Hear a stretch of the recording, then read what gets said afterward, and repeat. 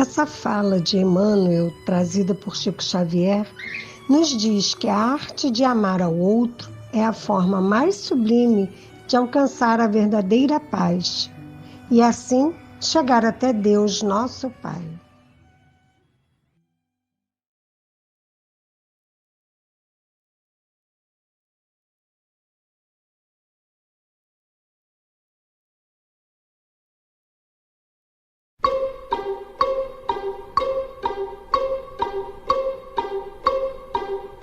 Se é hora de cantar, vamos cantar. Se é hora de passear, Vamos passear. Se é hora de brincar, Vamos brincar. mas se se é hora de orar, vamos pensar em Jesus. Se é hora de cantar, vamos cantar. Se é hora de passear, vamos passear. Se é hora de brincar, vamos brincar. Mas se é hora de orar, vamos pensar em Jesus.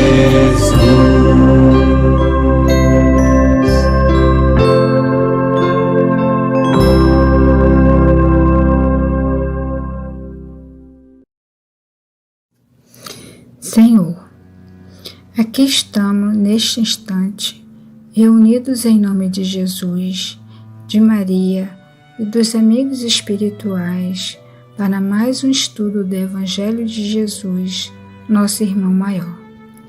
Obrigado, Senhor, por estarmos juntos mais uma vez. Que possamos desfrutar do Teu amor, de Sua presença. Esperamos poder receber e sentir a presença dos nossos guias e protetores, trazendo carinho, amor e o esclarecimento necessário para que a cada dia possamos vencer as nossas imperfeições e nos tornarmos trabalhadores da seara do Cristo. Que possamos compreender mais, perdoar mais e amar mais. Obrigado, Senhor, por tudo, graças a Deus.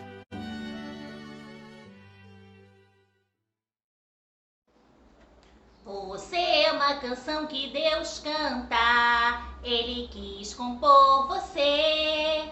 Você é uma canção que Deus canta, Ele gostou de compor você.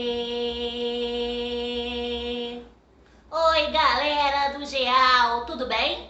Eu sou o Chico Bruno, o ator, a estrela, especialmente convidada para apresentar o tema de hoje com todo o meu charme e os meus cabelos lindos. Isso mesmo, eu, com a minha barbinha linda e todo o meu charme, vou falar para vocês hoje do tema Deus e a arte. A arte diverte, fazendo a gente rir, emociona, faz até chorar, faz a gente pensar, faz a gente refletir. Ela deixa a gente animado, ela faz a vida mais colorida e torna o mundo muito melhor. Ela está na música, na roupa, até nos desenhos animados, na poesia. A arte está em mim, lindo desse jeito, está em você, na mamãe, no papai, na titia, na vovó. A arte está em todos nós. Sabe por quê? Porque o maior de todos os artistas, ele colocou a arte em tudo, desde o desenho da asa da abelha até uma florzinha. Ele pintou as asas da joaninha e fez do mundo um lugar muito bonito e colorido para a gente viver. Você já sabe? Já imaginou quem é esse grande artista? Sim, isso! Ele mesmo! Deus, o Criador, o Pai de todos nós. Ele é o maior artista de todos, mas eu já dei muitas pistas, não é mesmo? E vocês sabem em outros lugares aonde está a arte de Deus? Ainda não? Então, senta aí que lá vem história.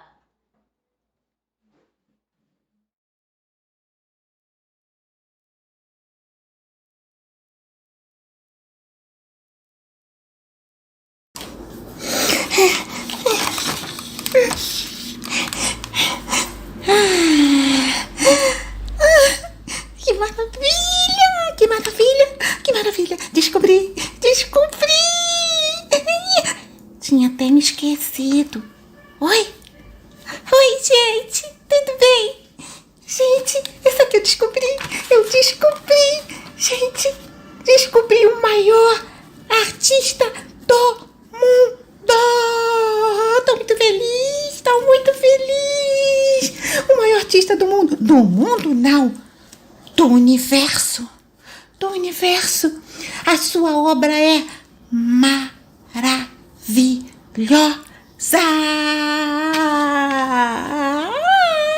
Sabe quem é? Sabe quem é? Sabe quem é? Deus! Deus! Ele criou toda a natureza e todo o universo. E você é você mesmo. Você é a obra mais linda dele.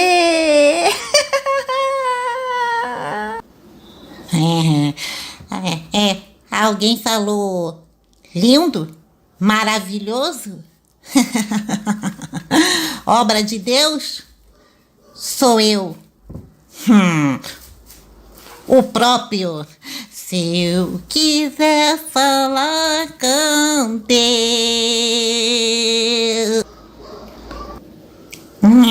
só.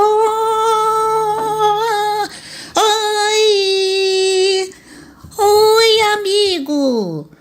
Você veio me dar uma mãozinha?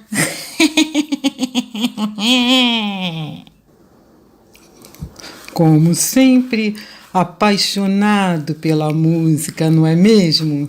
Sim. Você gosta de cantar, né? Sim. Pois é, a música faz bem para a nossa alma, meu caro amigo. Isso mesmo. Ela pode levar uma mensagem que consola, que nos traz alegria, esperança. Isso. E paz para o nosso espírito. É isso mesmo.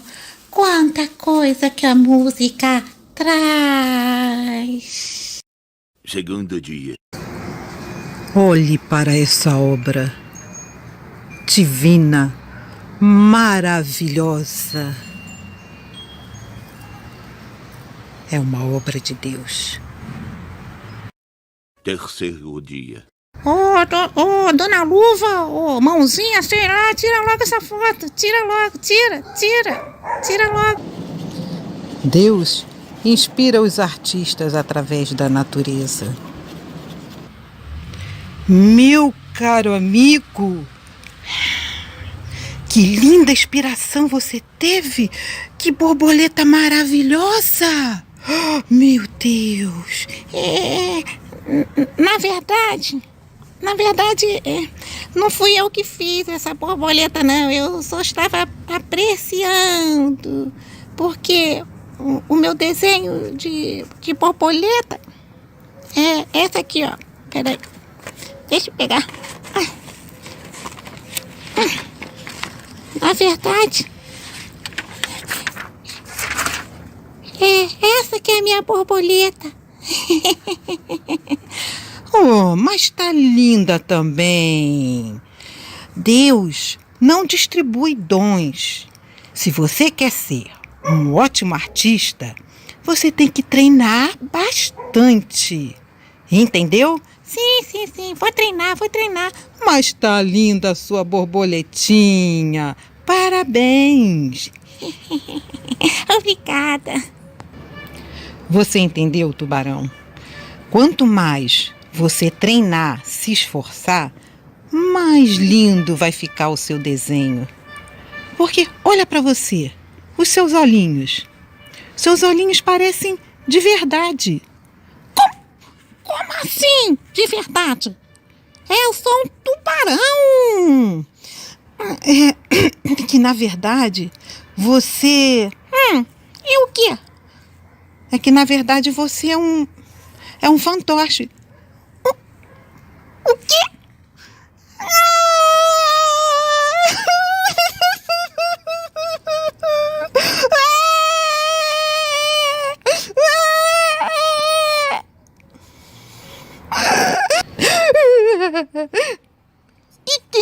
você para falar de mim? Uma luva! É isso mesmo, você é uma luva! E pare de chorar. Preste atenção, meu amigo. A mão que habita em mim, habita em você também. E sabe quem criou ela? Deus! Deus! Você está achando pouco? Você me contraria.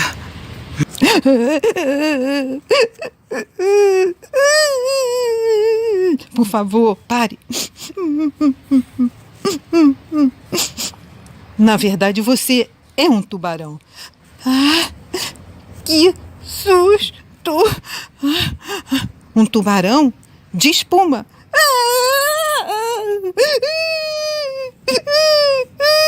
Sou um tubarão deprimido.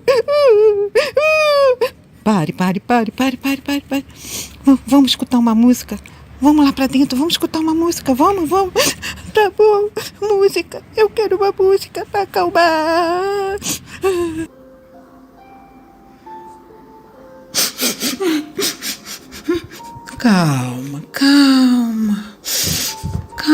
Calma, tubarão. Calma. Respira fundo.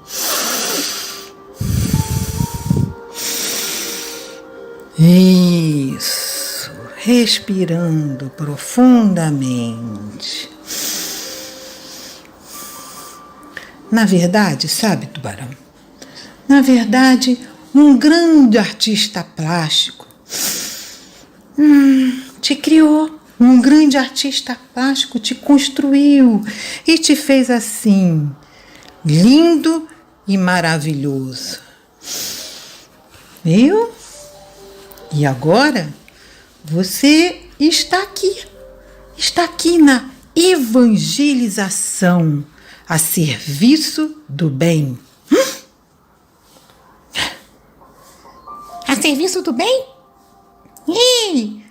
Gostei disso! Você, tubarão, é fruto da arte. E é através de você que estamos nos comunicando com as crianças. Que legal! E eu tenho certeza que elas estão te adorando. Que máximo! Vê se eu entendi. Então, eu fui criado por um artista plástico. Aqui estou eu, agora, trabalhando no Centro Espírita Miguel. A arte a serviço do bem. E vocês acham que eu vou perder essa boquinha?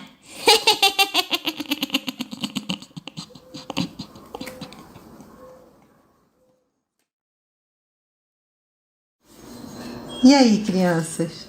Vocês gostaram do Teatro de Fantoches?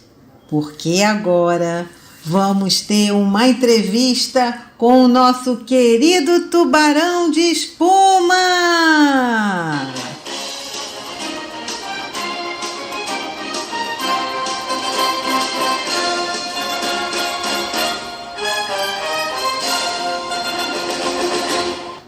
E aí, tubarão, tudo bem com você?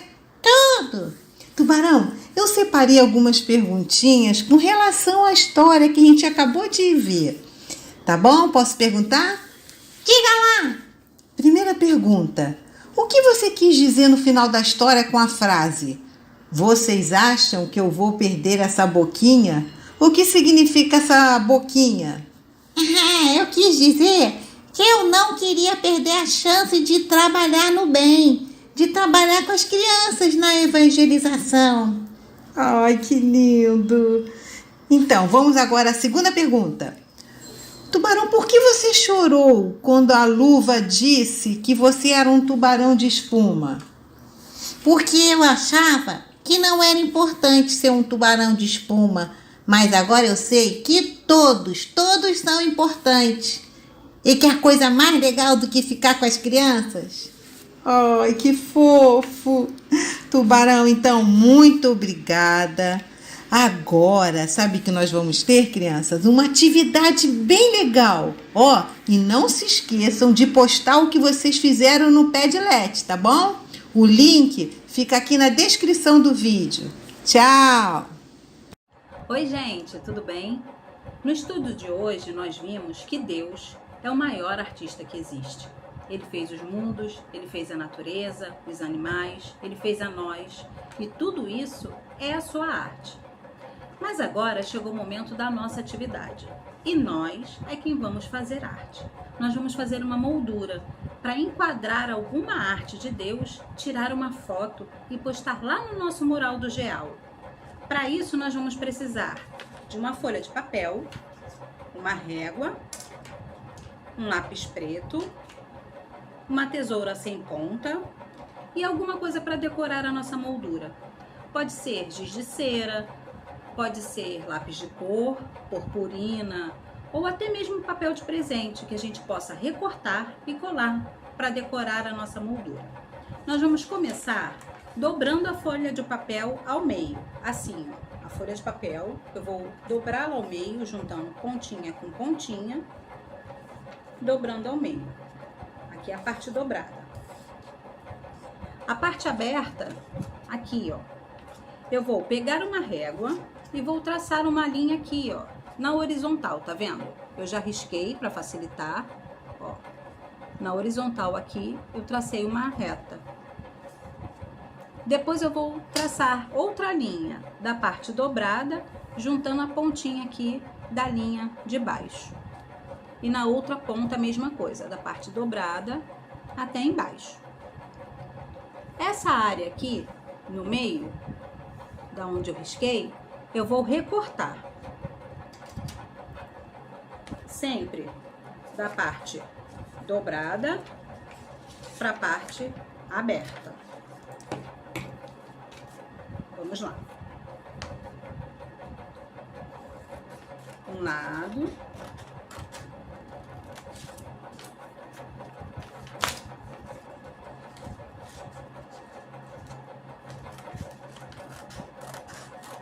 O outro.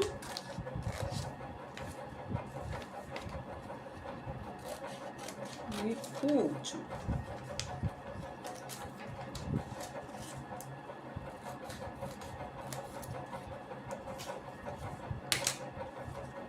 Ficou assim, ó. Essa parte do meio eu posso descartar.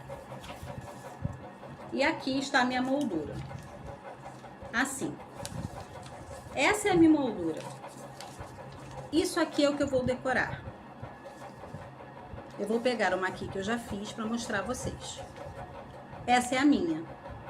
O tema da nossa aula de hoje e a minha decoração. Vocês vão fazer a moldura de vocês, vão enquadrar alguma arte divina. Pode ser vocês mesmos, pode ser alguma coisa da natureza, uma flor, um bichinho, um animalzinho de estimação, qualquer coisa. Vão tirar uma foto e vão postar lá no mural do GEAL. Eu vou postar a minha foto lá também. E nós vamos ver as fotos uns dos outros com a nossa arte. Tá bom? Estamos aguardando a arte de vocês. Um grande beijo, uma boa semana. Tchau, tchau. Olá, tudo bem? Agora a gente vai conversar sobre o Padlet, onde a gente compartilha nossas atividades. Essa daqui é a atividade da Maria Flor. Olha só como estão lindas todas as meninas juntinhas. Tem até uma de cabelo rosa. Essas daqui são as atividades do Heitor, do Leão e do Estevam. Tem pintura, tem desenho, tem palavras de amor, empatia e fé. Todas essas atividades e muitas outras estão no mural do GEAL. E o link você já sabe, né? Tá na descrição do vídeo. Beijo em todos. Tchau, tchau. Então agora nós vamos fazer a nossa prece. Deus, Pai amado, Agradecemos mais uma vez a oportunidade de estarmos estudando juntos. Mesmo que cada um de sua casa, a gente tenha essa grande oportunidade de estar aprendendo teus ensinamentos. Que o Senhor nos abençoe nossos lares e cada coração que esteve presente aqui conosco. Muito obrigada, Pai. Graças a Deus, graças a Jesus.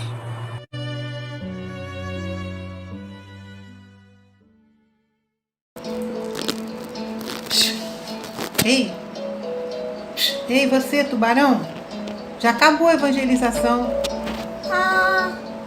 Acabou. Que pena. Mas na próxima reunião tem mais. Que bom. Tchau.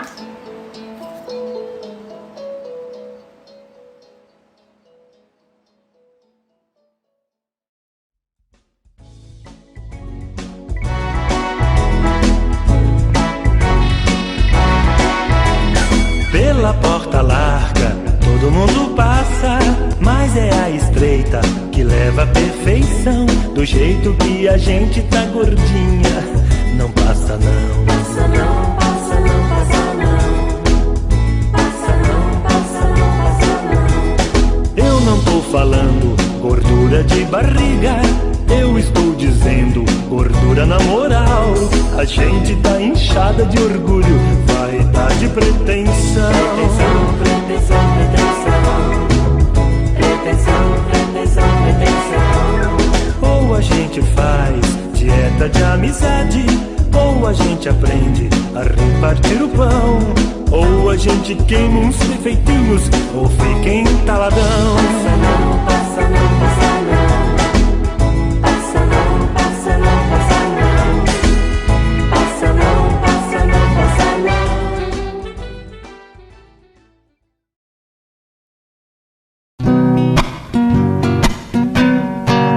A formiguinha corta a folha e carrega, quando uma deixa, a outra leva. A formiguinha corta a folha e carrega, quando uma deixa, a outra leva. Oh, que mistério glorioso, a formiguinha ensinando o preguiçoso. Oh, que mistério glorioso, a formiguinha ensinando o preguiçoso. Deus não quer preguiçoso em sua obra, Deus não quer preguiçoso em sua obra, porque senão o tempo sobra, porque senão o tempo sobra.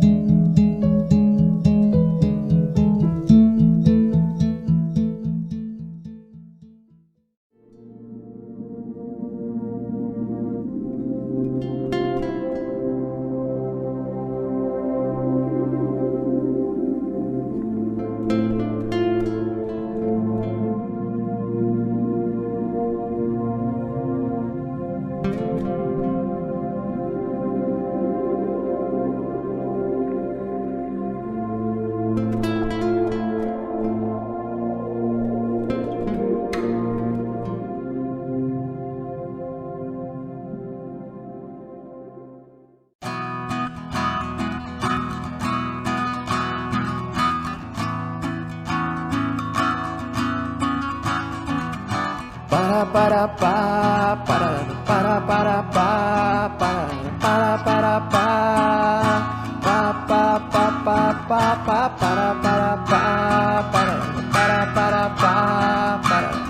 para pá. Hoje o sol acende amanhã, vem anunciar mais um novo dia a nascer, projetando luz no teu caminhar. Desperta nos lábios sorrisos, sonhos sonhos, esperança de um mundo melhor, da conquista da paz.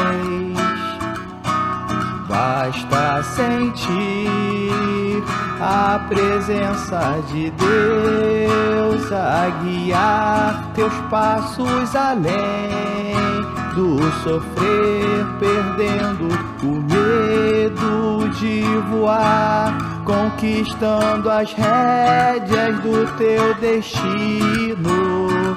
Eleva e fortalece a coragem para dar o melhor que existe em você.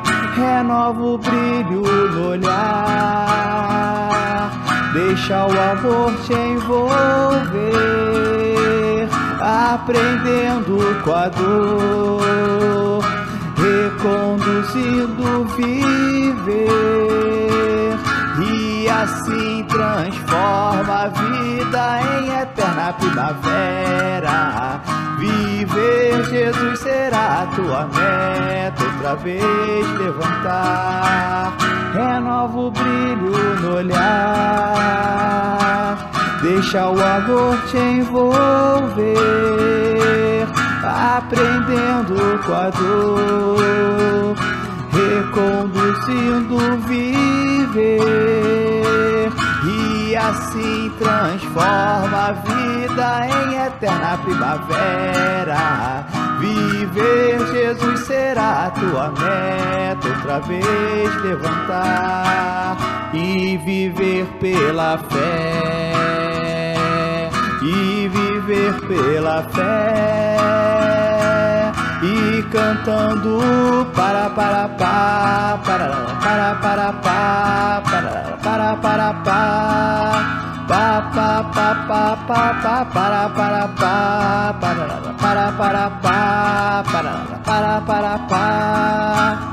pá, pa pa pa pa pa.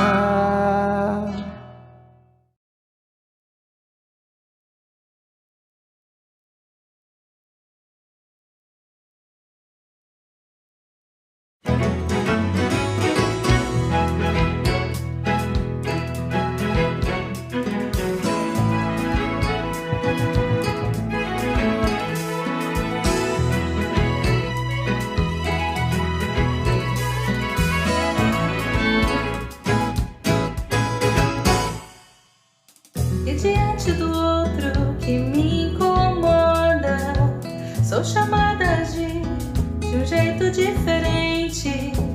Apesar da vontade de ficar distante, ou então de ferir como quem se defende.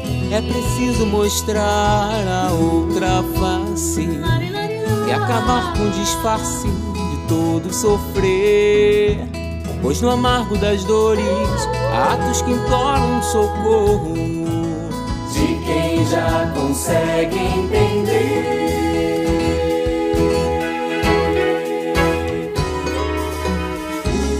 Acolhe com mãos de carinho, mesmo com o risco da incompreensão.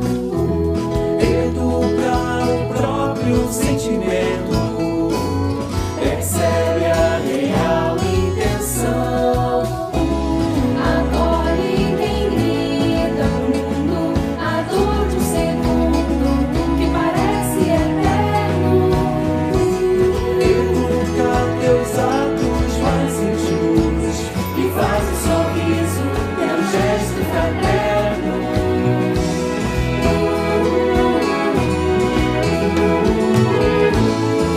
E quando a intenção for algo mais que um simples desejo de trégua, entrega teu coração ao despertar do amor. E nessa direção encontra paz, na chance de ser para outro tudo que o outro não consegue ser pra nós, pra nós.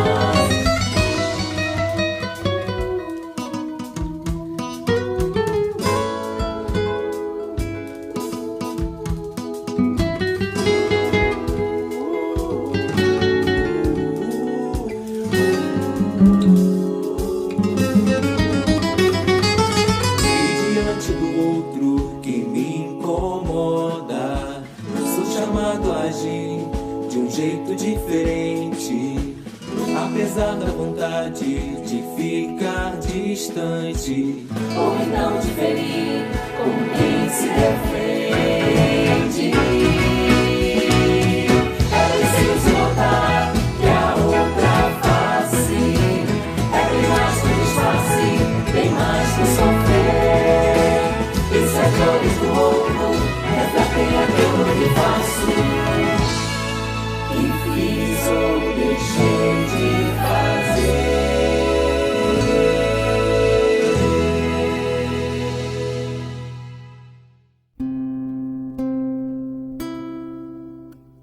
Já te deste conta de que és herdeiro? Já te deste conta da riqueza te esperar? Mais do que a fortuna do mais rico homem, mais do que o nome de um rei em seu altar. Como ser, ó Deus, um herdeiro seu? Como ter em mãos a herança de viver? Como ser mais eu, se não sei quem sou? Se o mundo herdou, a pergunta a se fazer: como ser, ó Deus?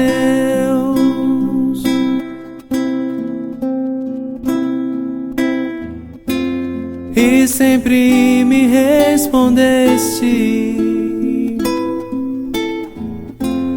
apenas não quis notar que já era herdeiro seu.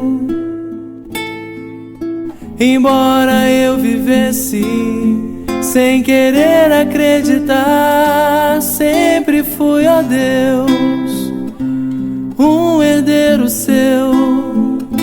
Sempre tive em mãos a herança de viver. A verdade então nunca se escondeu.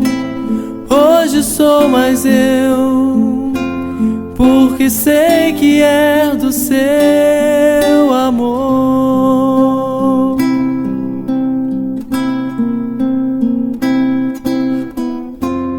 E sempre me respondeste, apenas não quis notar que já era herdeiro seu. Embora eu vivesse sem querer acreditar, sempre fui, ó Deus, um herdeiro seu. Sempre tive em mãos a herança de viver. A verdade então nunca se escondeu. Hoje sou mais eu, porque sei que é do seu amor.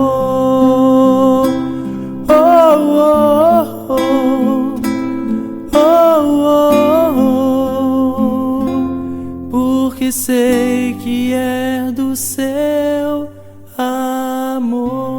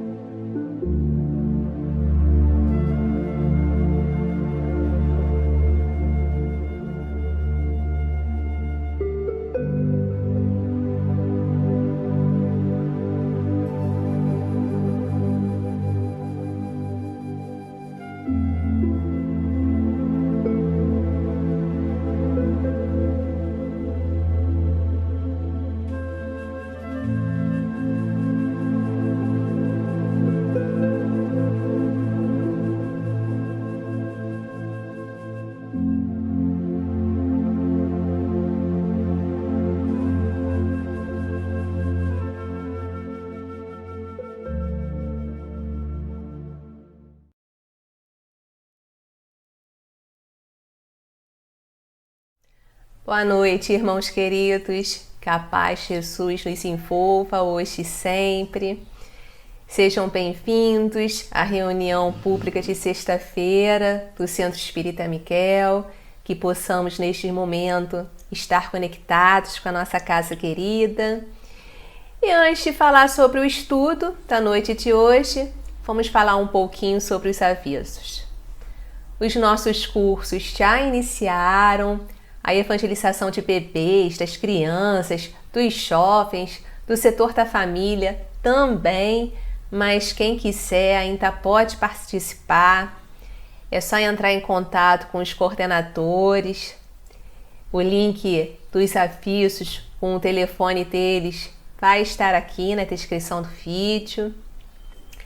Lembrando também da oficina de Libras, a língua brasileira de sinais. Ela começa em março, mas o link da inscrição já está aberto. E as vagas são limitadas. Então, você que está interessado, corre lá e faz a sua inscrição. E amanhã começa o nosso ENEF, Encontro Estadual da Família Espírita. Esse ano será virtualmente, mas com todas as emoções e reflexões do presencial. Também esse ano não precisa de inscrição, é só acessar o YouTube do 15º Seu Oficial, ativa o sininho que é para avisar que às 15 horas dos dias 13, 14 e 16 temos um encontro com a equipe do ENEF, tá bom? Agora sim, vamos ao estudo da noite de hoje. A página de abertura é com a nossa jovem Juliana Nunes, o Livro dos Espíritos, o companheiro Mauro Rodrigues fará as reflexões das questões 790 a 793, que fala sobre civilização. E o Evangelho segundo o Espiritismo, estamos iniciando capítulo 1, Não Vim Destruir a Lei, e a nossa querida Inês Maria nos traz no item 1 e 2, Moisés, a primeira revelação. Que possamos ter uma boa noite de estudos. Fiquem com Deus.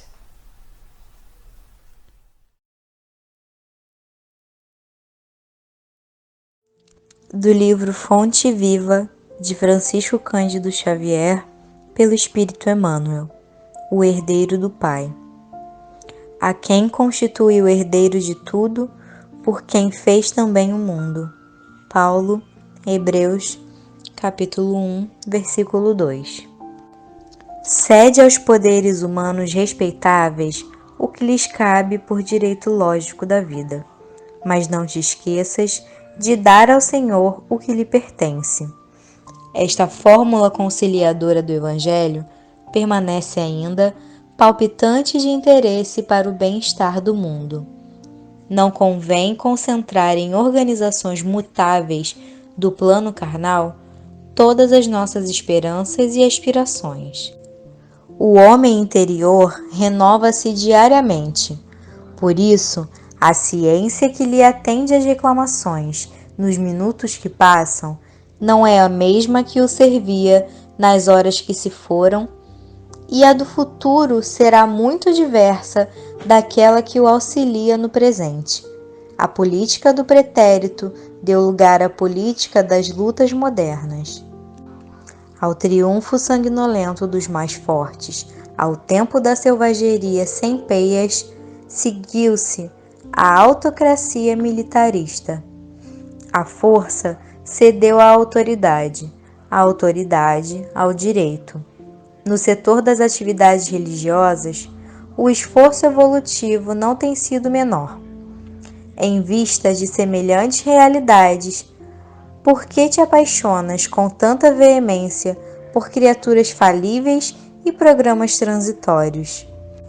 Os homens de hoje, por mais veneráveis, são herdeiros dos homens de ontem, empenhados na luta gigantesca pela redenção de si mesmos.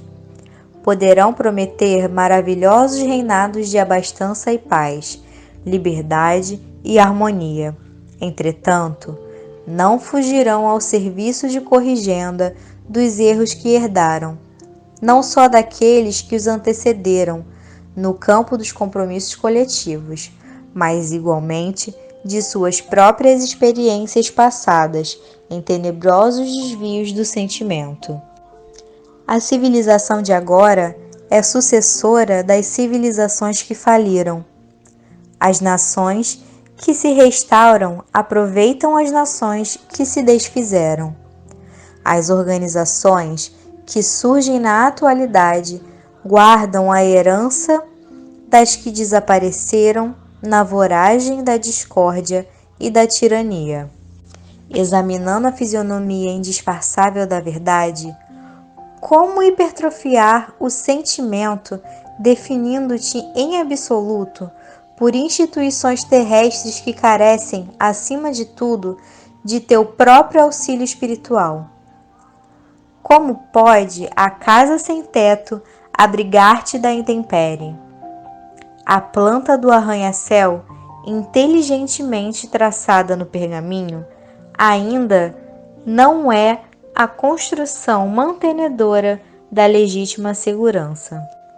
Não existem, pois, razões que justifiquem os tormentos dos aprendizes do Cristo, angustiados pelas inquietudes políticas da hora que passa. Semelhante estado de alma é simples produto de inadvertência perigosa, porque todos devemos saber que os homens falíveis não podem erguer obras infalíveis e que compete a nós outros, partidários do Mestre, a posição de trabalhadores sinceros, chamados a servir e cooperar na obra paciente e longa, mas definitiva e eterna, daquele a quem o Pai constituiu herdeiro de tudo, por quem fez também o mundo.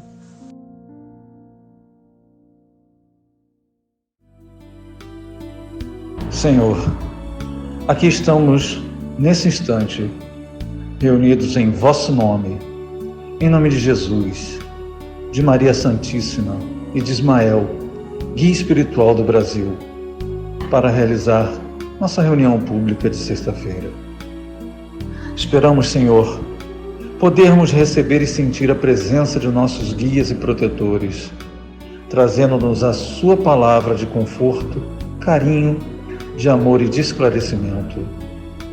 Gostaríamos, Senhor, de receber também a visita desses irmãozinhos ainda sem o esclarecimento necessário, a fim de tentarmos mostrar-lhes a grande realidade do nosso momento e ajudá-los a serem encaminhados para o bem, a fim de que, num tempo pequeno, possam estar trabalhando como verdadeiros obreiros de vossa seara. Que tenhamos bastante força para servi-lo, Senhor, e que, em vosso nome, do guia desta reunião, dos guias e protetores de cada um de nós, possamos dar por iniciada esta reunião. Assim seja, graças a Deus.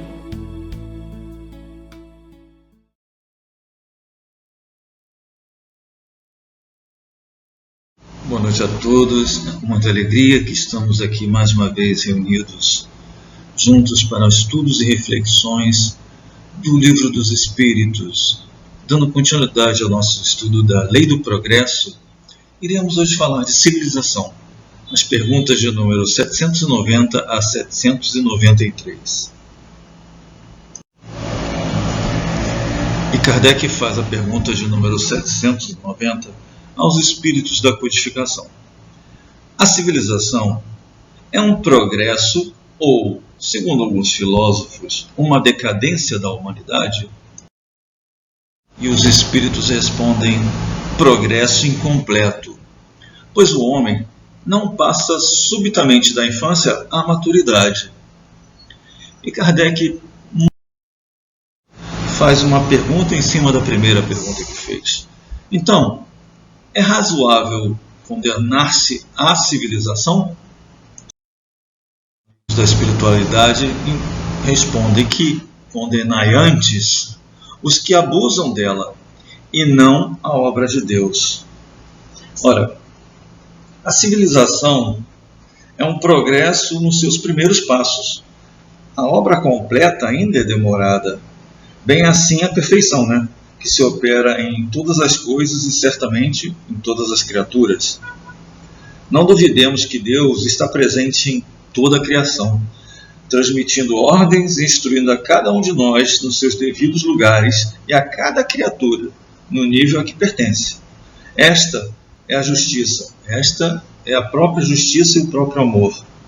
Porque a civilização, como acham certos filósofos que não atingiram ainda a profundidade das leis de Deus, não se encontram em decadência. A civilização não está se encontrando em decadência. A lei de Deus não regride.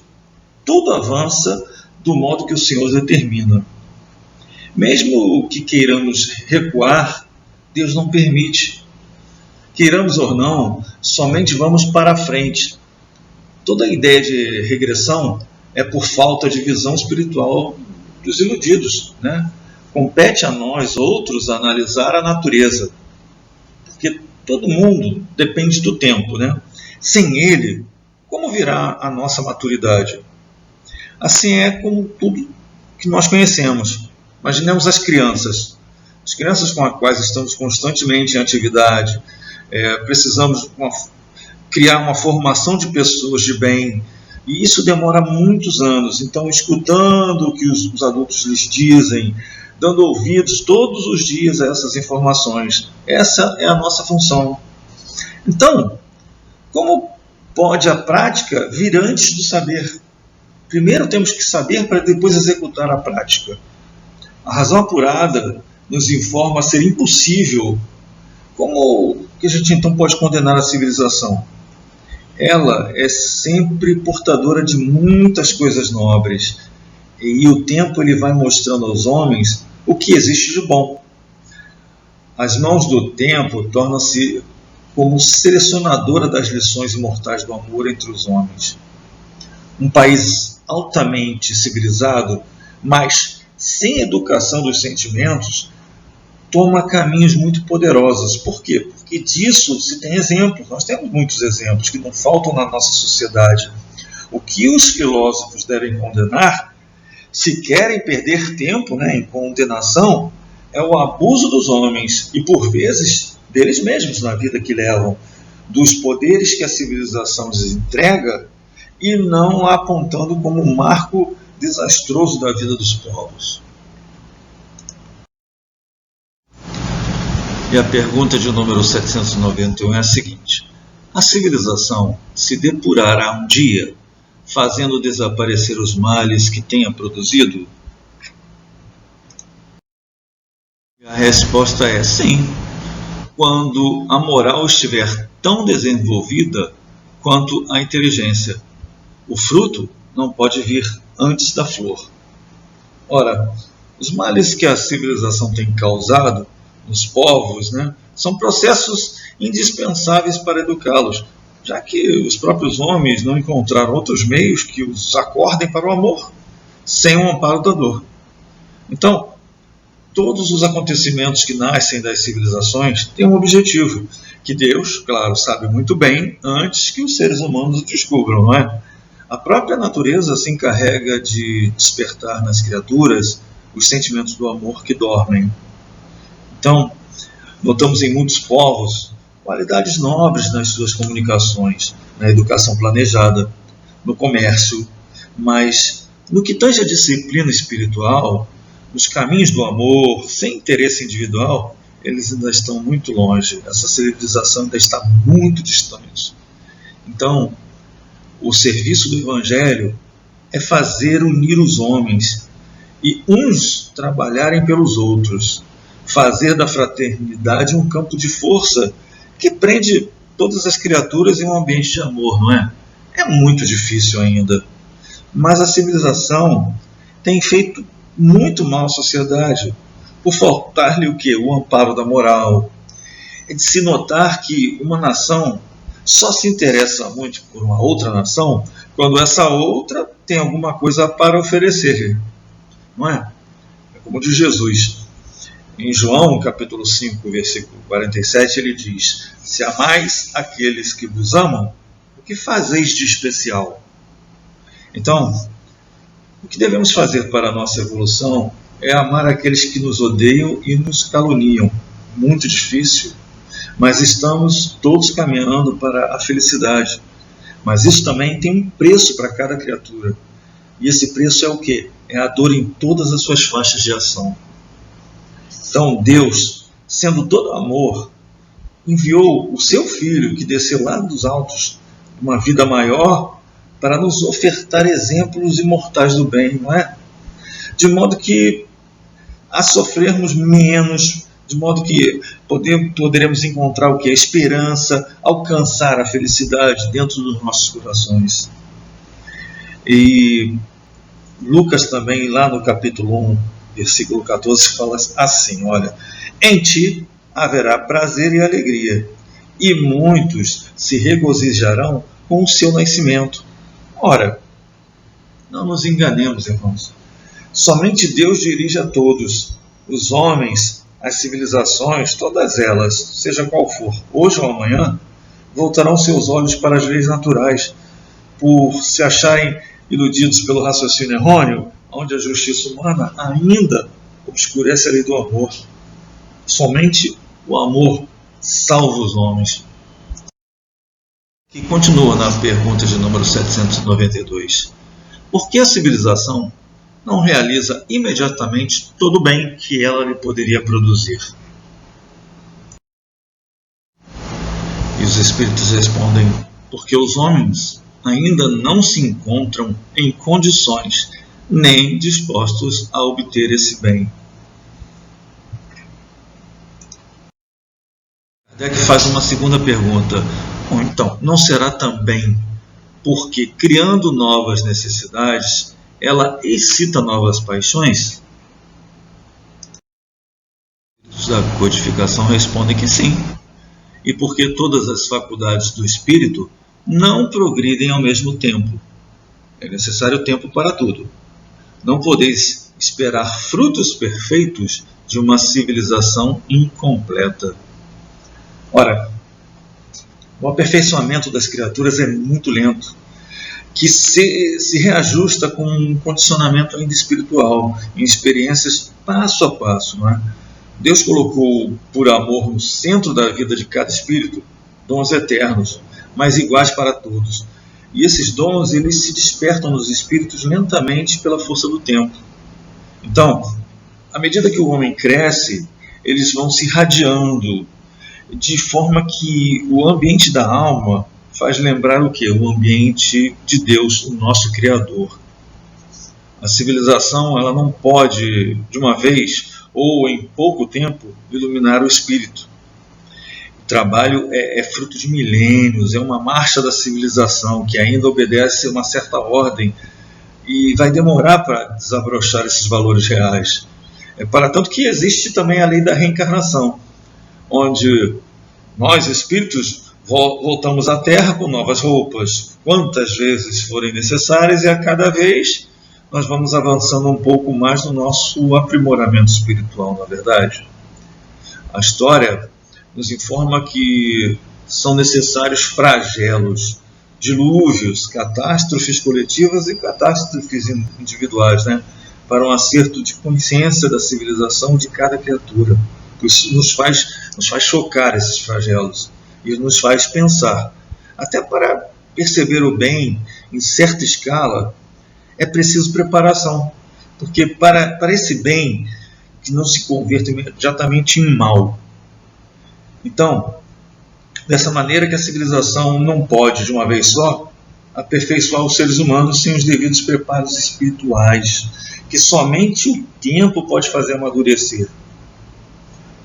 Jesus, ele era consciente disso, e nós temos até que lembrar que ele chegou a profetizar o que os homens iriam fazer com ele, que foi crucificá-lo. Assim, previam também certos profetas naquela época, séculos antes de Jesus também. As faculdades do espírito, elas vão desabrochando lentamente dentro de uma lei do progresso, essa lei que nós já conhecemos. Se pudesse ser de outra forma, Deus não deixaria assim acontecer. Tudo que fazemos de bem é para a nossa própria paz. Devemos pensar nisso. Para finalizar, Kardec pergunta: por que sinais se pode reconhecer uma civilização completa? E a resposta é: vós a reconhecereis pelo desenvolvimento moral. Acreditais estar muito adiantados por terdes feito grandes descobertas e invenções maravilhosas, porque estáis melhor instalados e melhor vestidos que os vossos selvagens. Mas só tereis verdadeiramente o direito de vos dizer civilizados quando houveres banido de vossa sociedade os vícios que a desonram e quando passardes a viver como irmãos, praticando a caridade cristã. Até esse momento, não sereis nada mais do que povos esclarecidos, só tendo percorrido a primeira fase da civilização. E Kardec, ele coloca uma nota dizendo o seguinte: a civilização, como todas as coisas, apresenta gradações diversas. Uma civilização incompleta é um estado transitório que gera males especiais, desconhecidos do homem no estado primitivo. Nem por isso, entretanto, constitui menos um progresso natural, necessário que traz consigo o remédio para o mal que causa. À medida que a civilização se aperfeiçoa, faz cessar alguns dos males que gerou, males que desaparecerão todos com o progresso moral. E Kardec continua: de duas nações que tenham chegado ao ápice da escala social, somente pode considerar-se a mais civilizada, na legítima acepção do termo, aquela onde exista menos egoísmo, menos cobiça e menos orgulho, onde os hábitos sejam mais intelectuais e morais do que materiais, onde a inteligência se puder desenvolver com maior liberdade, onde haja mais bondade, boa fé, benevolência e generosidade recíprocas, onde menos enraigados se mostrem os preconceitos de casta e de nascimento.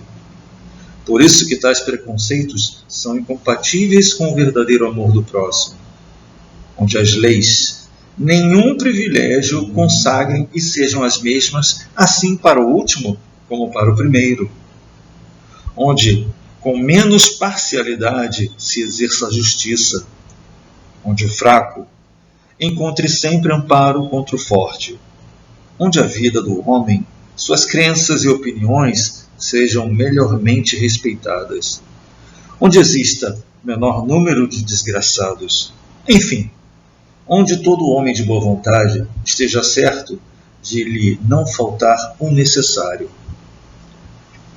Ora,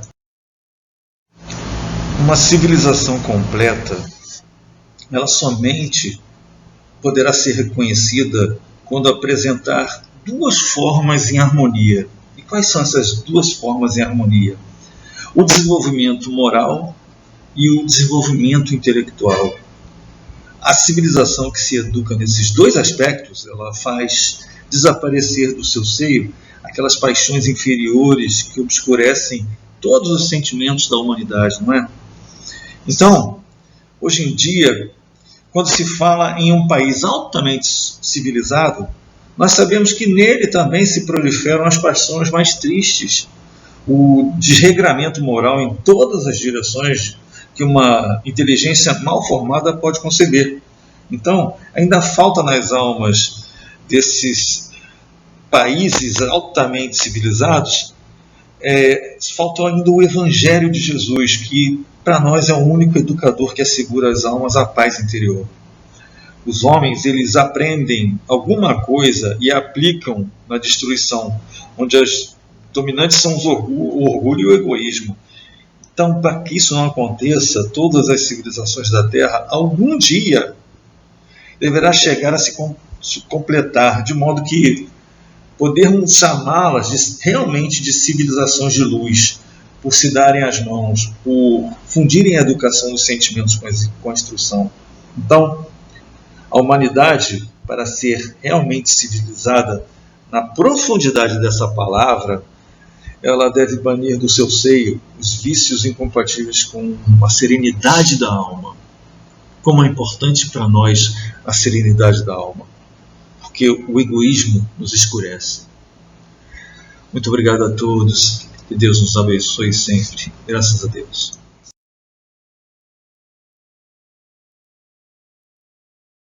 Boa noite a todos, meus irmãos. Vamos dar início ao nosso estudo do Evangelho da noite de hoje. Estamos iniciando o capítulo 1. Não vim destruir a lei. E os itens a serem discutidos hoje são os itens 1 e 2. No item 1 é uma passagem de Mateus sobre uma fala de Jesus. Não penseis que eu tenha vindo destruir a lei ou os profetas. Não os vim destruir, mas cumpri-los.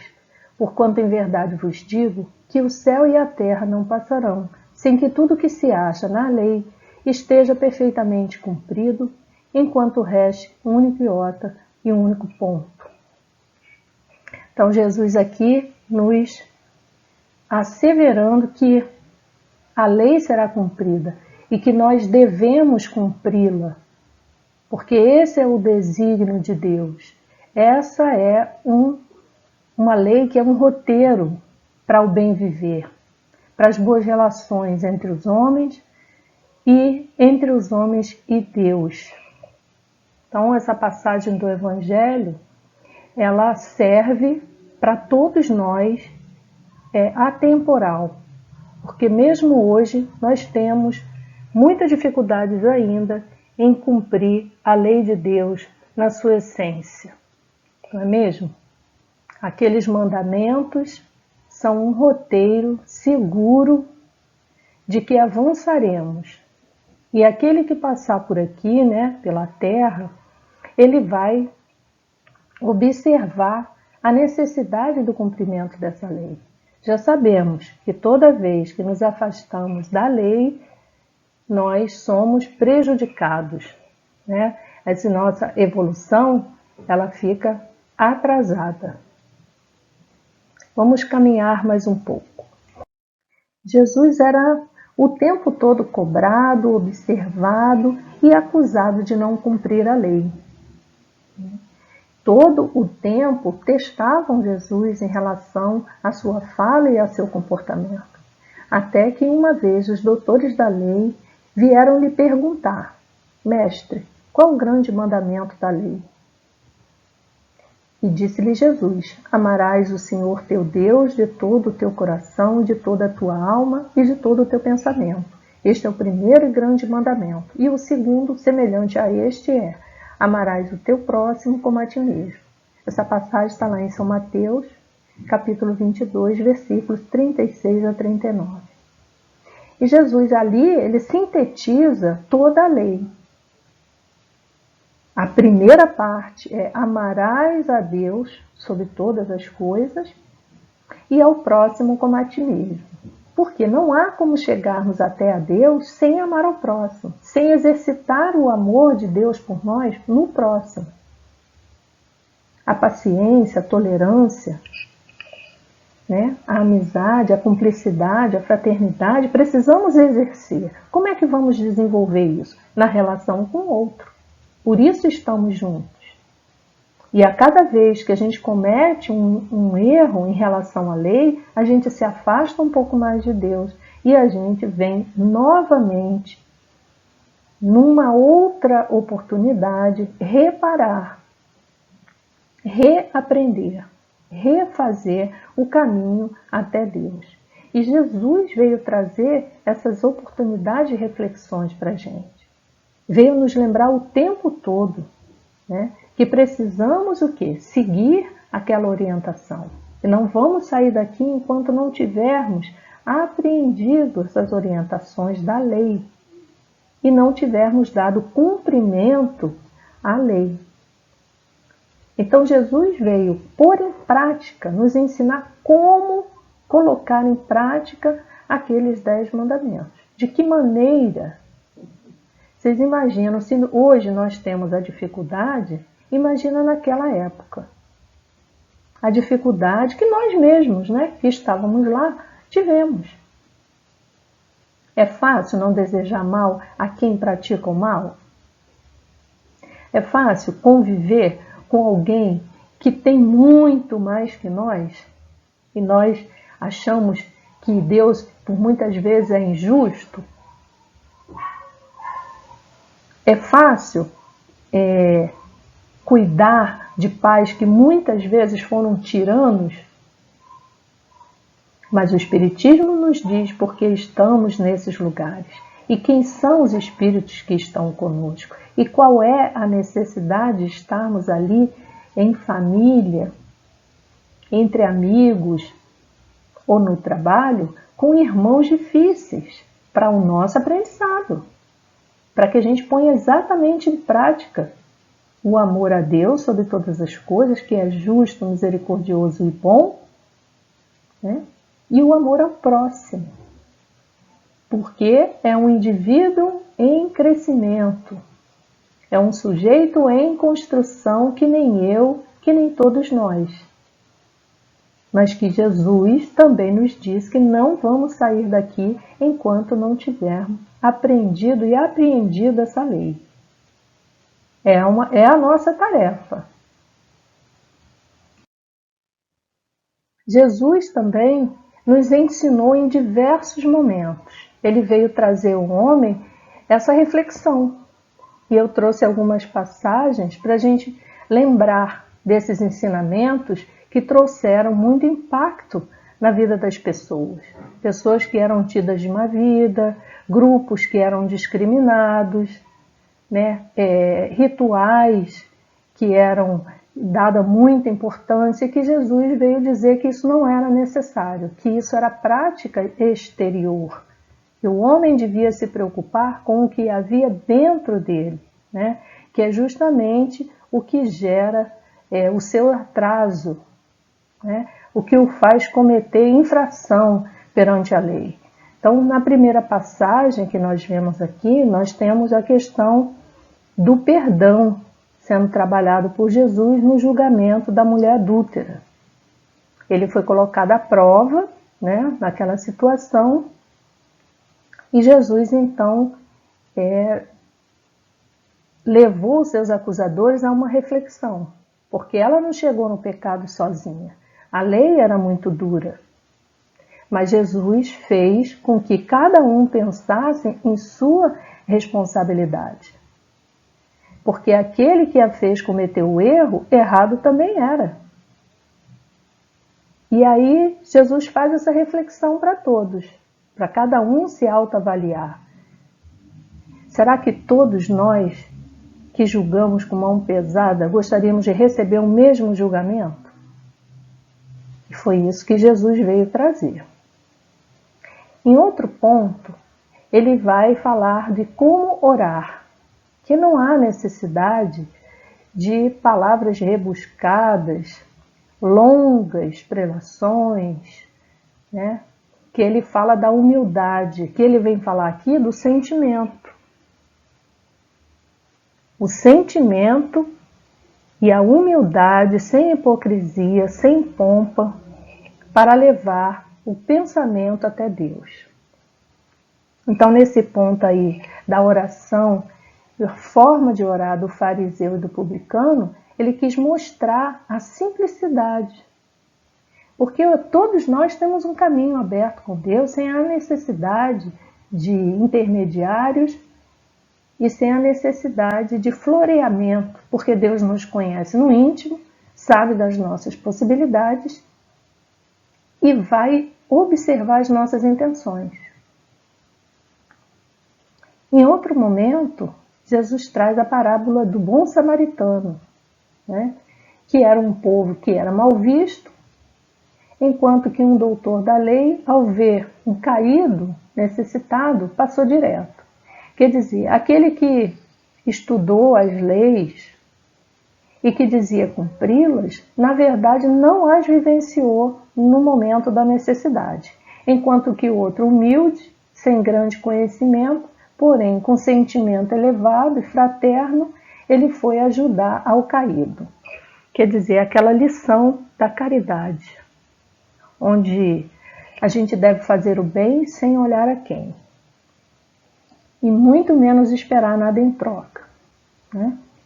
Em outro momento, Jesus vem nos ensinar da questão do interior, das práticas exteriores e da questão da contaminação. Que contaminação Jesus estaria falando?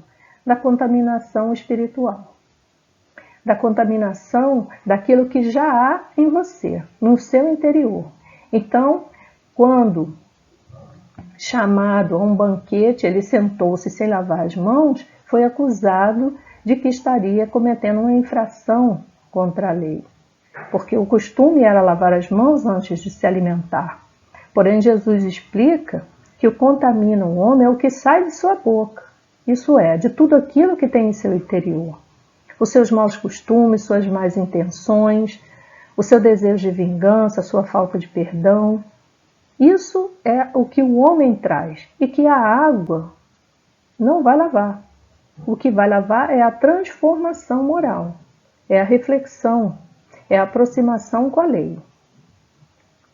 Então, Jesus veio dar o cumprimento à lei, trazendo várias possibilidades de reflexão, de entendimento àquele povo que era muito rude e que não tinha acesso aos livros. Então, eles ouviam falar pelos doutores da lei e que ditavam normas e regras e ritos. Eles então cumpriam e acreditavam estar assim quites com Deus. Mas Jesus veio mostrar para eles que havia uma forma muito mais simples de cumprir essa lei. Por isso ele sintetizou naqueles 2 mandamentos. E eu trouxe uma questão aqui do Livro dos Espíritos, lá no número 625, nos comentários de Kardec, que ele diz para a gente que para o homem Jesus constitui o tipo da perfeição moral a que a humanidade pode aspirar na Terra. Deus nos oferece como o mais perfeito modelo e a doutrina que ensinou é a expressão mais pura da lei do Senhor. Então, Jesus, ele não só veio exemplificar, ele veio nos tirar dessa ignorância. Caminhou conosco, mostrou como se faz, preparou seus discípulos, divulgou, porque foi de cidade em cidade ensinando, pregando, curando, convertendo a muitos esta lei de Deus. O amai-vos uns aos outros e a Deus sobre todas as coisas. Para todas as curas que Jesus nos fez, ele dizia que o potencial era de cada um e que a fé em Deus era aquilo que curava. Então, ele trazendo para nós a questão do próprio ser que se regenera, que muda de atitude e que crê na presença de Deus, e aí a cura se dá. E a gente está falando, não é só a cura do corpo, mas a cura do espírito, né? Então temos aí Jesus, o nosso modelo e guia. E sobre Jesus, o estudo seguinte vai abordar. Mas vamos falar do nosso estudo de hoje. Moisés. Moisés foi um grande legislador, foi um grande condutor, foi um escritor e foi um valoroso servo de Deus, aquele que ouviu o seu chamado, que não titubeou e que seguiu as orientações de Deus. Era um homem comum, no entanto sabemos que esse espírito já tinha merecimento para tal tarefa, né? Enquanto encarnado, era um espírito imperfeito como nós, mas com uma ascendência moral, a ponto de Deus conduzi-lo até essa tarefa de libertar o povo das amarras das crenças exteriores, da escravidão de pensamento. Ele veio levantar o véu da ignorância e apresentar um reino de Deus diferente, ainda um pouco duro, mas diferente, com possibilidade para que todos seguissem. Para isso bastaria a força de vontade e a fé. E isso ele trabalhou no coração das pessoas, né? Foi um longo período. Vamos conhecer um pouquinho a história de Moisés. Bom, Moisés nasceu filho de hebreus, portanto escravos do Egito, né? E num período em que o rei entendia que a população de hebreus estava muito numerosa, temendo uma rebelião contra ele, ele então ordenou que as crianças fossem mortas. Então, Moisés tinha nascido, ainda tinha 3 meses, quando os pais resolveram colocá-lo num rio, num cestinho, na esperança de que alguém pudesse encontrá-lo em uma cidade abaixo, ali onde estavam, e criá-lo. No entanto, quem o encontrou foi a própria filha do rei, e decidiu adotá-lo, criando então ele no palácio como um príncipe, com todas as regalias, onde ele aprendeu, onde ele estudou e vivia ali no palácio. No entanto, depois de conhecer a história dos hebreus, o sofrimento, sensibilizado que estava, e também ficou sabendo que ele era filho de um hebreu, ele começou a se mobilizar, ele já não estava gostando da forma como aquele povo era tratado. Se hoje nós vemos toda essa pujança do Egito, depois de tantos anos, você imagina que para cada pirâmide daquela, quantos hebreus foram mortos e outros povos também, para que aquilo tudo fosse construído. Foi uma grande civilização, sem dúvida, mas ela cresceu à custa de muito sangue, suor e lágrimas de um povo escravizado. E naquela época, então, Moisés, insatisfeito com isso, um dia, ao defender um hebreu, ele foi, se envolveu em uma briga com um dos guardas e acabou matando. Ao ser descoberto desse crime e temendo a morte, porque seria a pena, né, que ele deveria receber, ele então foge para o deserto. Então essa primeira passagem da vida de Moisés, ela decorre 40 anos, desde que ele nasce até que ele foge do palácio. É a primeira etapa da vida de Moisés. Então ele foge ainda, né, como um príncipe, e ele vai para o deserto. Então ele vai para o deserto, e o que fazer? Como sobreviver? Então ele encontra em um poço uma moça, e aí essa moça diz que o pai dela é pastor de ovelhas, e Moisés então é recebido por esse pai dessa moça, que lhe dá um emprego, passando então agora a ser um pastor de ovelhas. Então é um momento importante de uma grande transformação, onde Moisés também vai trabalhar o orgulho, a vaidade, a resiliência, a paciência. Nesse momento, Deus já sabia, né, que essa tarefa de pastorear ovelhas seria importante para ele, né, guiar esses animais para ele se preparar para guiar mais tarde os homens, com toda a sua teimosia, com toda a sua dureza, necessitando de força, mas também de coragem, de sabedoria, né? E esses ingredientes, Moisés já estava ali aprendendo. Então, exatamente no deserto foi que Moisés recebeu o chamado de Deus para essa missão. Então, depois que ele está nesse período de pastor, ele recebe essa missão para guiar o povo para fora do Egito, até a terra prometida. Esse período também demorou 40 anos, nesse pastoreio, nesse aprendizado e nesse encontro com Deus, né, que houve, para que ele pudesse iniciar a missão. E mais para frente, essa condução até a Terra Prometida também levou 40 anos, um período bastante longo, e ele consegue chegar até Canaã com muita dificuldade, com muitos atropelos, guerras, mas ele tem êxito. O povo chega a Canaã.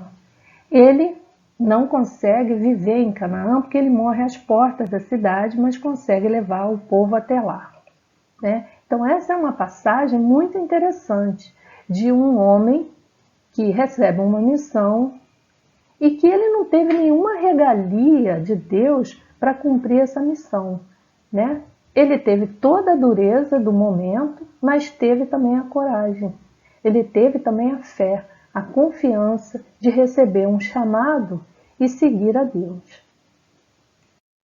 E esse chamado, ele veio no momento em que Moisés estava pastoreando seu grupo de ovelhas.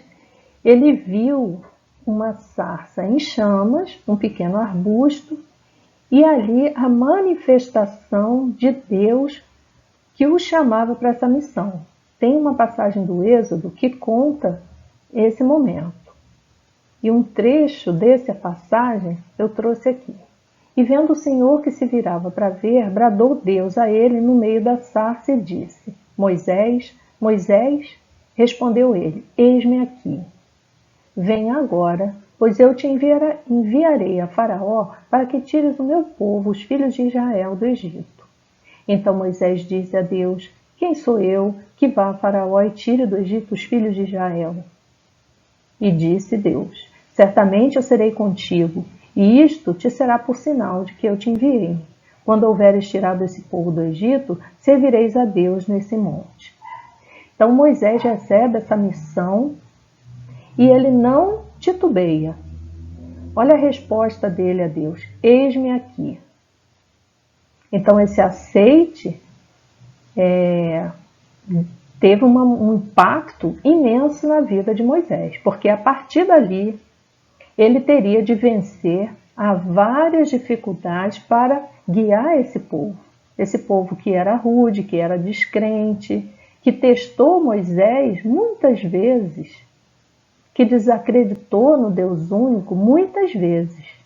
E esse período que Moisés conduziu o povo pelo deserto, que foi também de 40 anos, foi o período para ele reconstruir essa mentalidade, para ele envolver essas pessoas no pensamento do Deus único, de como adorar esse Deus, através de ações e não mais de rituais, através da vivência, né, benéfica, ordeira, uns com os outros. Porque durante esse período eles estavam ali convivendo com a sua própria tribo. Então não havia motivo para serem antifraternos, mas muitas vezes brigaram entre si.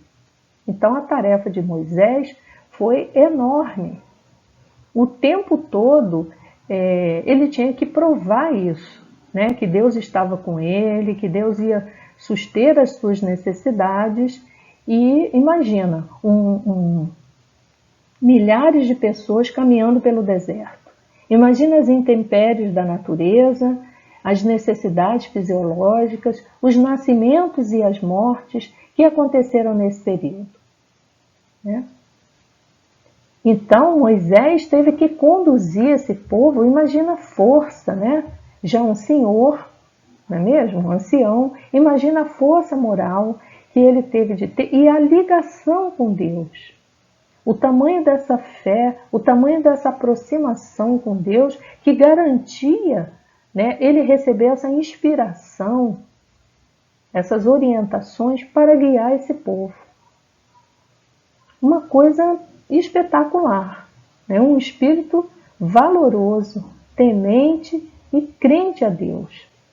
Eis-me aqui foi a resposta de Moisés para essa missão né? E graças a esse Espírito que veio tirar esse véu, veio dar o primeiro passo para que o nosso entendimento chegasse no ponto que estamos hoje, né? Ele deu esse primeiro passo, depois veio Jesus iluminar as nossas consciências e o Espiritismo explicar esse processo de progresso até agora. Bom, agora falaremos do item 2 do nosso estudo de hoje, que é a parte onde Moisés vai trazer a lei, a proposta da lei para os hebreus. Então, na lei mosaica, há duas partes distintas da lei, né? Existe a lei de Deus, aquela que foi promulgada no Monte Sinai, que são os 10 mandamentos, e a lei civil ou disciplinar decretada por Moisés, né? Que ele criou, ele escreveu e ele aplicou ao povo pela sua necessidade de condução, de educação, de orientação, disciplinar, ok? Então, a primeira, a lei de Deus, é invariável e a outra, apropriada aos costumes e ao caráter do povo, que se modifica com o tempo. Como toda lei civil, até hoje, ela é de acordo com as necessidades educacionais de cada povo, né? Mesmo hoje, vocês observem que no mundo existem leis diferentes para tratar do mesmo assunto, porque isso depende do grau de evolução e entendimento de cada povo. Então, a lei de Deus, ela está formulada nos 10 mandamentos. Os mandamentos que nós conhecemos e que nós buscamos praticar até hoje, né? E aí, até hoje, nós temos dificuldades nessa prática. Então, é uma lei eterna, imutável. E por isso mesmo tem o caráter divino. Então, ela foi necessária naquele momento em que o povo tinha muitos ídolos, tinha muitos costumes bárbaros, em que matou, morreu, né? Era uma coisa muito rígida, de furtar o que é do outro, de tomar para si, né? A gente vê que um povo entrava em uma cidade, matava todos, se apossavam dos bens e passava a ser deles. E isso aconteceu com Roma, que expandiu muito o seu império com esse comportamento. Então, naquela época, o povo era nesse nível. Então, o primeiro mandamento, quando diz eu sou o Senhor vosso Deus, e não tereis diante de mim nenhum outro Deus estrangeiro, ele fala do Deus único. Não existe um outro Deus acima, a não ser o nosso Criador, o Criador de todas as coisas da natureza que nos envolve, de nós mesmos, dos nossos irmãos menores, os animais, que nada disso naquela época se pensava. Se hoje em dia nós já temos dificuldade, imagina naquela época. Então, no segundo item, diz que não pronunciareis o nome de Deus em vão. Também, até hoje, nós temos essa dificuldade. Ou culpamos a Deus, ou exigimos de Deus coisas que nem nós conseguimos fazer por nós mesmos.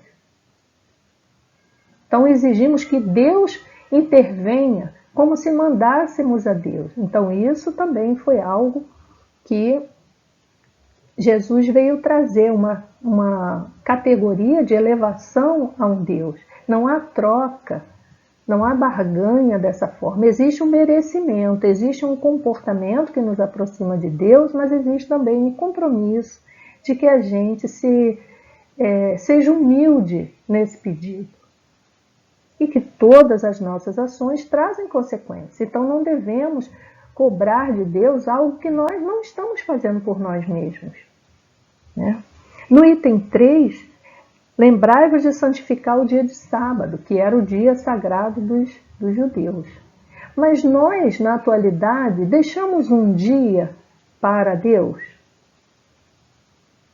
Deixamos o dia separado do Evangelho no lar como forma dessa aproximação, dessa reverência, desse louvor ao Criador? Até hoje temos dificuldades em cumprir a lei. Honrai o vosso pai e a vossa mãe. Por entender que esses irmãos nos trouxeram até aqui, que nos ensinaram, que são também co-criadores junto com Deus, nos dando uma oportunidade de redenção através de uma nova encarnação, onde aprenderemos mais um capítulo da lei de Deus. Devemos honrar esses pais, que têm por missão a maternidade e a paternidade. Então, lá naquela época, a lei já falava sobre isso. Não mateis. E esse capítulo, esse ponto da lei, a gente entende muito bem, não é? Não podemos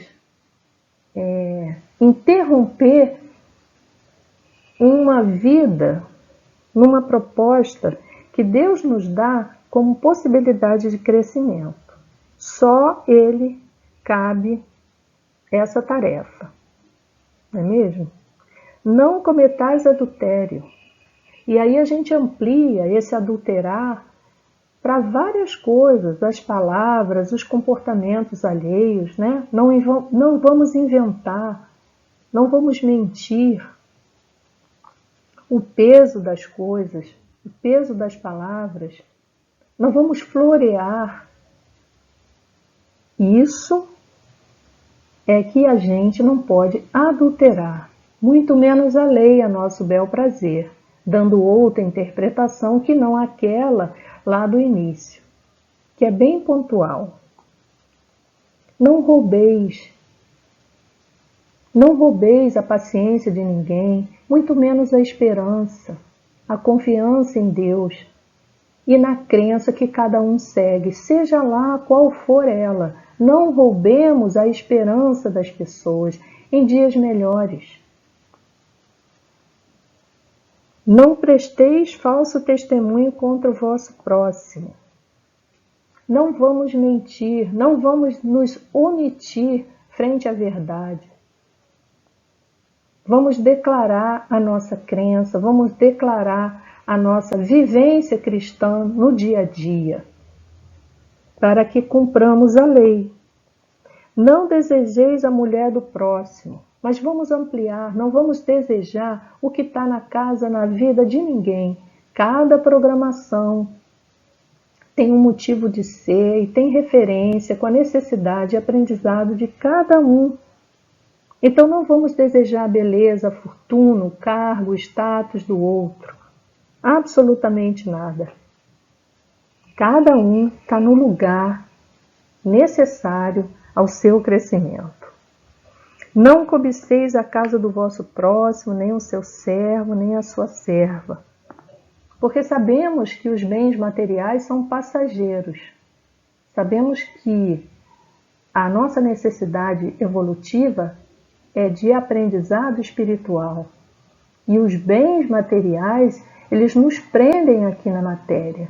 Eles são um entrave, na verdade, para a gente. Então não vamos cobiçar, desejar, perder a existência angariando ouro que vai ficar, que a traça come, que desvaloriza. Mas vamos juntar virtudes, não é mesmo?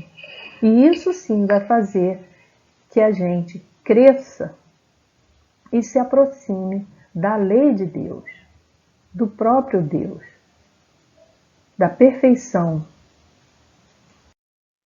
Bom, então a lei civil ou disciplinar foram aquelas que Moisés decretou para conter um povo que só vivia brigando, guerreando, se matando, né? E cultuando deuses, mas que em seu coração continuavam exercendo a barbárie. Então, Moisés trouxe uma lei que combatia os abusos, os preconceitos, tudo que foi aprendido naquele momento em que eram escravos. Então, as leis mosaicas, propriamente ditas, revestiam-se de um caráter essencialmente transitório.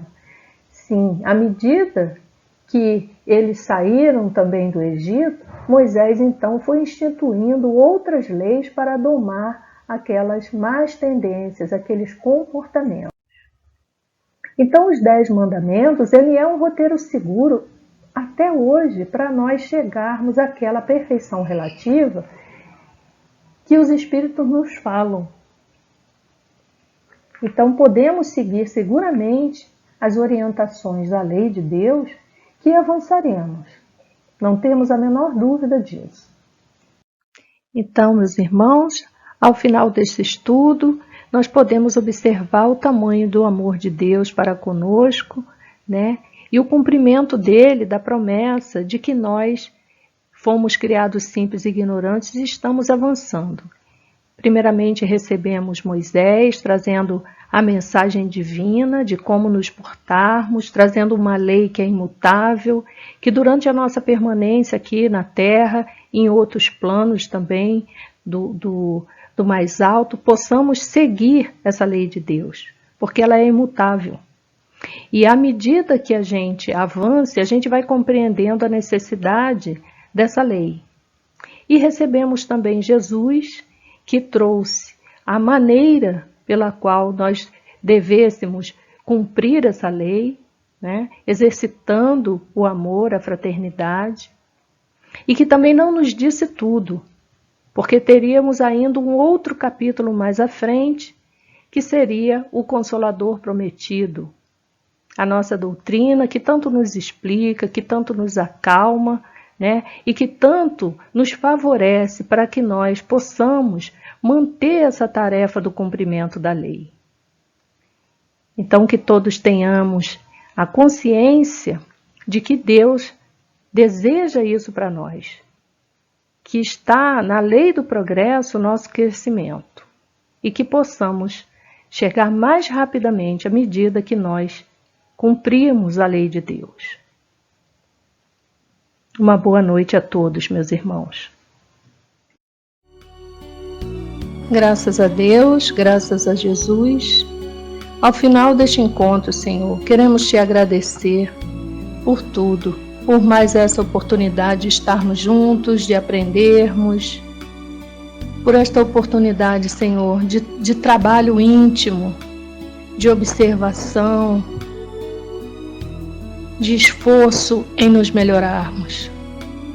Agradecemos a Jesus, o nosso amigo, companheiro de todas as horas, e aos amigos espirituais, trabalhadores desta casa, que sempre nos auxiliam na confecção dos trabalhos, nas intuições, na presença amiga e no momento das reuniões, Senhor, compartilhando conosco os fluidos benfazejos, para que reforcemos a nossa harmonia, a nossa tranquilidade e a nossa alegria.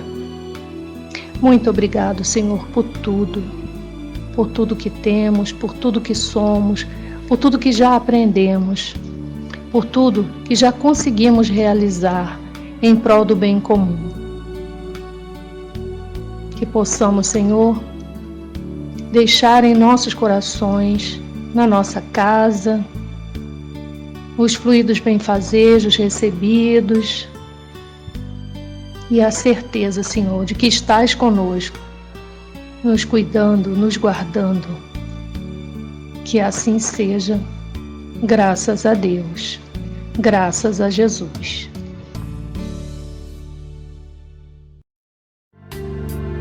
Eu te agradeço, Senhor, por mais um dia que nasce, pelo sol que desponta em minha janela, com seus raios e abraços de amor. Eu te agradeço, Senhor,